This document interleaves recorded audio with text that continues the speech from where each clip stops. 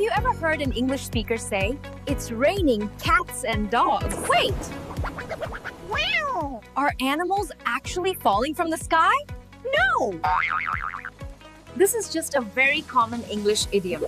It simply means that it is raining really heavily. It's raining cats and dogs.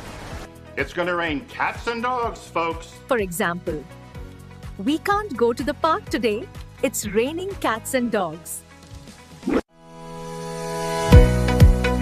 Break a leg, Ben. Did an English speaker just tell you to go? Break a leg?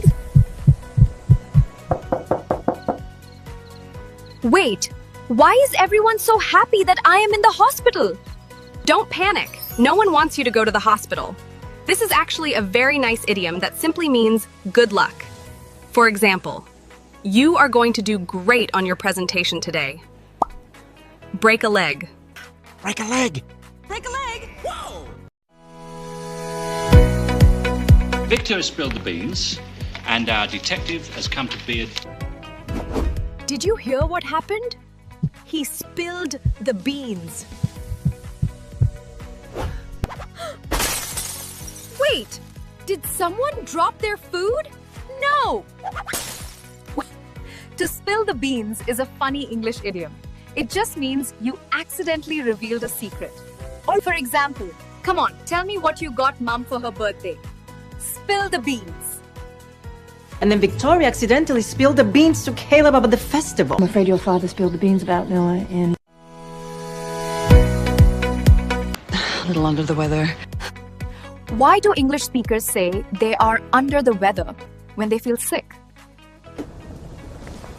Wait, do I need to go find a rainstorm to stand in? No rain required. It just means you are feeling sick.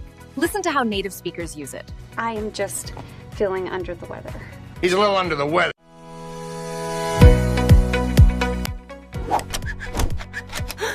Have you ever heard an English speaker say, "Something costs an arm and a leg"? Wait, do I literally have to give away my body parts to buy this? Don't worry, keep your limbs. This idiom simply means that something is incredibly expensive. For example, I love that car, but it costs an arm and a leg. Even if it costs me an arm and a leg.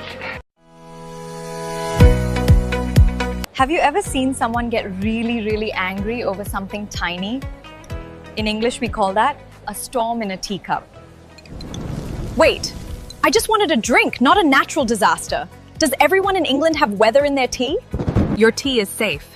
This idiom describes a situation where people make a very big deal out of a very small problem. They argued for an hour about which pen to use.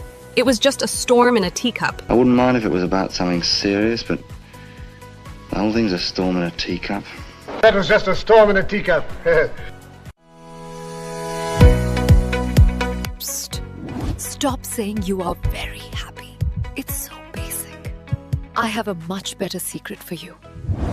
Instead of very happy, say you are. Thrilled. It sounds so much more professional. I'm so thrilled. But if you are extremely happy, use this idiom.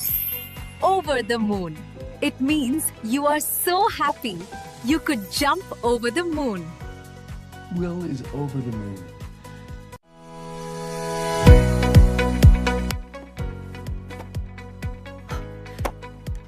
Has anyone ever told you to hold your horses when you're rushing? Wait, do I need to go find a bunch of farm animals right now? No horses required. This is a classic idiom that simply means wait a moment or slow down. Hold your horses. We can't leave until Mum gets here.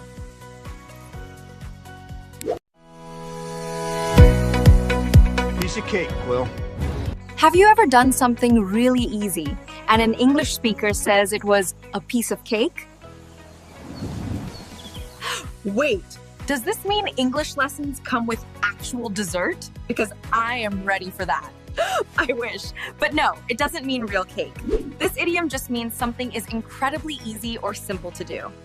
For example, I studied all night, so the test was a piece of cake.